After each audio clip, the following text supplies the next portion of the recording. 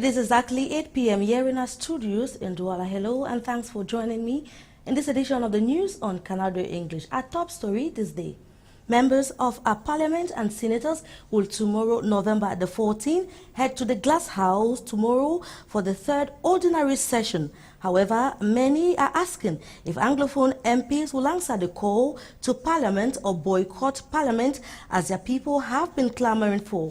Plus, Ngaoundéré, chief town of the Adamawa region, gripped by strike fever, few days after hospital workers went on a strike decrying poor working conditions. Workers of the low-cost housing construction work have downed their tools, asking for the payment of 3 months as salary. And still in this newscast, we take you to Jakiri in the Bui division of the Northwest region, whose economy has been crippled by the ghost town operations that came following the Anglophone crisis. Those were the major stories. Hello and welcome to this newscast on Canada English with me, Regina Fonjialeke. We'll begin with this story. Tomorrow, November the 14th, 2017, members of parliament and senators will be heading to the Glass House for the third ordinary session of parliament. While they will be expected to adopt the budget for the 2018 year, many have been quick to question whether parliamentarians from the Northwest and the Southwest region will answer the call to parliament or will boycott parliament, as some of their populations have been clamoring for. Tabby Clarkson has the details. Capital ahead of their third session of the year. The November session is usually a session that adopts the state budget of the upcoming year. Next year is 2018, a year believed to be the year of elections, senatorials, parliamentary, council, and even the presidential election. The MPs and senators will therefore have the utmost task to determine what the government will spend in elections. The African Cup of Nations that Cameroon will organize in 2019 will no doubt be included in the 2018 budget, because we have to be ready before the D-Day. The November session this year is coming in a context where some Anglophone MPs have been asked by their people not to attend the session because of the current Anglophone crisis going on in the two Anglophone regions. The question on every lip is that of knowing if the MPs will hear their voices and the tears of their people. Will the Anglophone MPs and senators boycott the November session? Will it, yes or no, answer the cry of the Anglophones? Whatever be the case, Anglophone crisis or not, the November session will end with the 2018 financial state budget adopted. Well, it looks like a strike fever has gripped Ngaoundéré, chief town of the Adamawa region, just few days when hospital workers went on a rampage, decrying poor working conditions. Some are workers of the construction sites of the low-cost housing and the regional hospital have also gone on rampage, decrying 3 months of unpaid salary. They are demanding the payment of their salaries as a condition for them to go back to work. Details in the following report. Work has now come to a standstill this Monday, November 13, at this site where low-cost housing and the regional hospital in Ngaoundéré are being constructed. The workers at the site have downed their tools, mounting barricades over 3 months of unpaid salary. Their wrath is uncontrollable.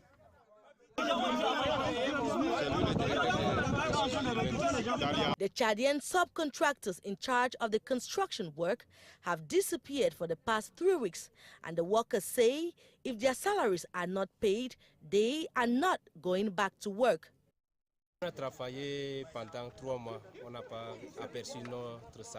We have worked for 3 months and we have not been paid.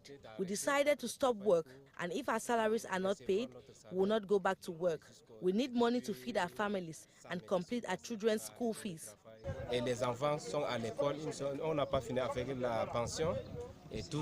The workers have also decried poor working conditions at the construction site. There is a health center, but as you can see, it is not equipped. We have had accidents and victims are rushed to the hospital, whereas first aid could have been done here. People have died, at least 2. Informed about the strike action, the divisional officer from Ngaoundéré 1, David Dibango, descended to the scene to broker peace. Avant de partir d'ici, vous demandez de lever toutes les barricades. Before leaving this place, I would like to call on you to remove all the barricades that were placed at the entrance of the construction site so work can go back to normal. I will personally make sure you get your salary, and I will supervise that myself. Je vais superviser, n'est-ce pas, ce paiement en personne. As the workers demand the payment of their salaries, they are also asking for security measures to be stepped up to avoid deaths. We stay in Ngaoundéré, where this time around we look at a story where a famous lake known as Lake Ndang is inching a disappearance. Once reputed as one of the most attractive tourist destination of Ngaoundéré, the lake is currently in a shadow of itself. It has been abandoned, and aquatic life under this lake is also threatened given the population continue to contaminate the lake. We have the details with our reporter Abed Etunde. Once described as one of the most attractive destinations of the town of Ngaoundéré, today Lake Ndang has become a shadow of itself. It was because of the attractiveness of this lake that this site was chosen to construct the University of Ngaoundéré. This lake, which spans some 200 kilometers, is gradually disappearing. Le lac avait une faune assez diversifiée. This lake was rich in wildlife. We could find animals like hippopotamuses, and looking at the former logo of the Ngaoundéré University, you will see an image of a hippopotamus with our motto written on it. C'était un hippopotame avec notre devise qui était la force tranquille. The degradation of this lake can be largely blamed on the population, on civic attitudes such as polluting the water with chemicals. Fishing in this lake has almost become a thing of the past, giving the chemicals is a threat to life in the water. Due to pollution and the growth of shrubs on the water surface, the lake has lost 50% of its surface area. Despite the indifference of local authorities, Professor Ahmed Ali, a university lecturer, tries to propose solutions to solve this problem. Une prolifération de plantes. In order to solve this problem, we need to identify the sources of pollution, which are both human and natural. We also have to treat other water sources which pour their contents in this lake. Pour en faire un espace de plaisance. If rehabilitated, Lake Ndang will regain its position as a tourist hotspot. Well, the ghost town operation that was instituted as a form of civil disobedience has gone a long way to cripple economies of most towns of the northwest and the southwest regions of the country. Such is the case with the Jakiri constituency in the Bui division. Most projects earmarked for the 2017 year have not been carried out. The information was made known today during the examination and adoption of the 2018 financial budget. Well, a reporter in that part of the country caught up with the first deputy mayor, Madame Suilareng Ophelia, and the senior divisional officer for Bui, Mr. Simon Emil Mo, and here is what they had to say.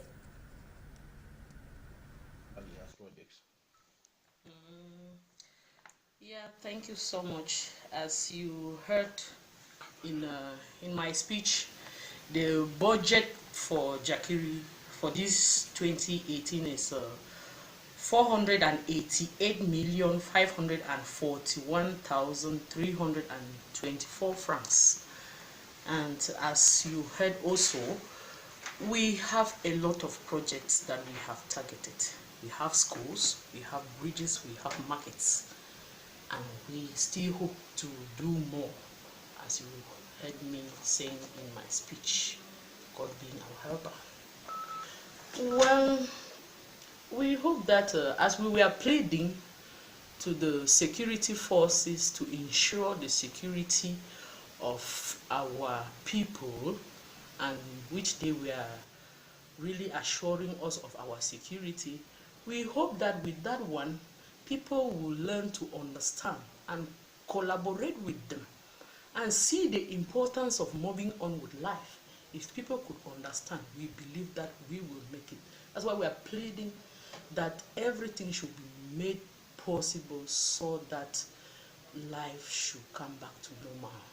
For that reason, if things can be done, we hope that by God's grace, we will achieve this budget. Thank you. Well, we have attended this budget session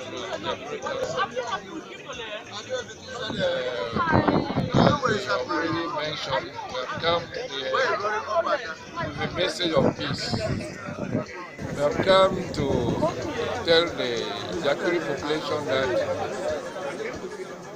we can only develop this council if there is peace, and that the forces of law and order are here to protect our population and their properties. The budget that we have voted today will help this council develop the entire subdivision in the year 2018. Therefore, the children should avoid to disturb public order here. They should avoid abandoning school. We are appealing also children to go to school. And we are asked all councillors,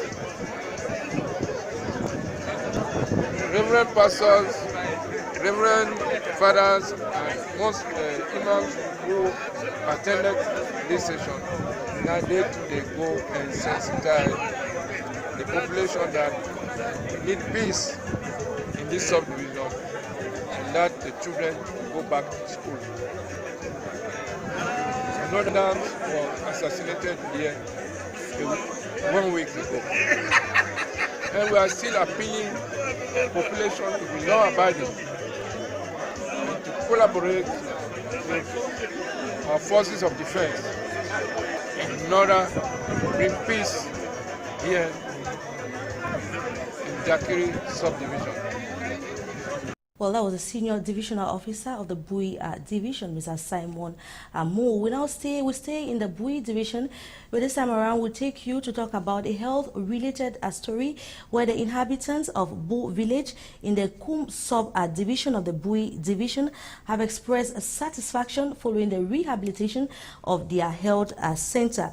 The refurbishing work was supported by a local NGO headquartered in Bamenda Chieftown of the Northwest region. The details in this report.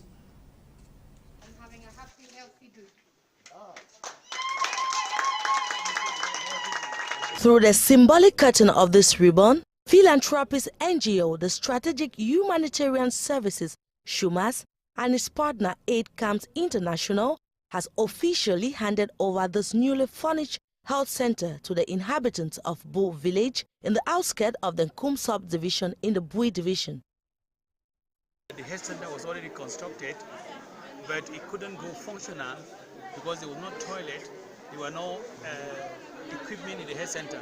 So the intervention consisted of constructing a toilet with the lavatory and the placenta pit, and also a couple of beds, the delivery bed, the baby cot, and a lot of other equipment for the lab and for the hospital to the tune of almost 9 million francs. At the event, which took place on November 11, 2017, the NGO's partners say the collaboration of the people is what made the project to work. I think the biggest thing is the warmth of the people and how accepting they have been to us coming into their community, and how they've given up their time and their daily lives to help us and work with us and make our journey very smooth. And I think that dedication to this project has made us feel very humble and very warmly felt. Tons of hospital equipment, including maternity beds, clothes, and other items, were donated alongside the presentation of the newly furnished health center. For inhabitants, the equipped health center is a true blessing. As an inhabitant of Bo, I think this health center is going to give me a lot of benefits. We usually say that health is wealth. I think as somebody who is part of Bo, I'm already wealthy because of this health center. Because with respect to health, if I'm sick at any time, I will have to come to this health center. The long distance that I can travel to go to another health center, I will not still move to that extent. It is beside me. The mayor of the Kum Council, Aruna Kidi, has appreciated the gesture of the NGO and gave his word that the donation will be put into good use. Songs and dance rounded off the day, with health officials now certain the health center will now go fully operational. Now, 21 years after the Livestock and Veterinary School was created in Fumban, the bridge that connects the campus to the rest of the town can be said to be in a deplorable state. The students have described the bridge as a great threat to the population as it is constantly carried away by heavy rains. Ndi Morin tells us more. This wooden bridge is the only link to Malap and Chilon villages in Fumban in the West region. Inhabitants are forced to cross this bridge despite the enormous risk involved. When it rains, nobody dares to cross over, even commercial bike riders. Some weeks back, the bridge was carried away by heavy rains, but was immediately replaced with the same planks placed at the same spot. Inhabitants say they are used to the old bridge, but crossing remains a Herculean task to some students just enrolled at the Lone Veterinary and Livestock School in the area. The first time I panicked, I was so scared, but I was motivated by the population. It was not easy for me. It was so frustrating. Finally, I had to get used to it. The students have managed to overcome the fear, but say the bridge remains a big threat to the population. They have blamed government for negligence and bad faith, accusations the authorities of the school have refuted. We are asking ourselves questions why the construction of the bridge is being delayed. Our fear is that money allocated for the construction of this bridge might be taken elsewhere or siphoned. It should be recalled the Veterinary and Livestock School of Fumban was created in 1985. 21 years after the creation of the school in the locality, there is no modern bridge connecting one village to another. The national chairman for the CDU party, Adamu Ndamjoya, was over the weekend in Fumban to commune with his militants. The CDU national candidate for the next presidential elections called on his militants to be responsible as citizens and to stand for peace and unity of the country. We have the details with Albert Etunzi. The joy on the faces of the Fumban population as they triumphantly receive Adamu Ndamjoya clearly shows their unanimous will to have him as the next president of the Republic. The Cameroon Democratic Union, in French UDC, candidate for the next presidential election, met with his militants at their headquarters over the weekend. The UDC national president came to redynamize his militants. Just as doctors, researchers or physicists, politicians should not cheat. They should do research and do good analysis in order to give right diagnostics. He also called on his militants to be responsible and strongly stressed on national unity and condemned violence by secessionist movements in the Anglophone parts of the country. This was voiced out by the local parliamentarian. We have to understand that if not of the tripartite, which gathered together all the parties, that is, the civil society, the government members, and other opposition parties, who sat together on the same table, Cameroon would have burned to ashes. This gathering was also an occasion for Adamu Ndamjoya to assess what he has done so far, especially with regard to women empowerment. This parliamentary talk quickly turned to a political campaign since they stressed over their political revendications notably the modification of the constitution, the presidential mandatory term, which they want to reduce to 5 years re-eligible once, and a 2-round ballot system, and other revendications related to the electoral code. Now, an octogenarian in Nanga Ibuku in the Upper Sanaga division will in the days ahead be heard by a state council. He's been accused by young men, especially minors below 14, for initiating them into witchcraft in one way or the other. Our reporter Gladys Ambo Diban completes that story for us. Officers of the Gendarmerie Brigade in Nanga Ibuku in the Upper Sanaga division have been receiving parents who have filed in complaints against an octogenarian over witchcraft practices on their children. 3 of the children were at the Gendarmerie Brigade to testify how the man in his 80s, Piendem, alias Karamba, have been performing. Ever since the brigade commander asked him to deliver us from witchcraft, he has been using herbs which he hits on our faces. We no longer see him spiritually like we did before. Kalamba initiated me to witchcraft. I was going to school and he threw sand into my eyes. When I turned around, I saw him, and in the night, and asked me where I was. And then he said, I am a witch. That is what he has been doing. When we arrived at the bush, we heard a noise. It sounded like that of an aeroplane about to take off. He showed us his driver and told us we will pick up others on our way. The accused has denounced the accusation and has tried in vain to convince the gendarmerie officers. It is said witches act in the night.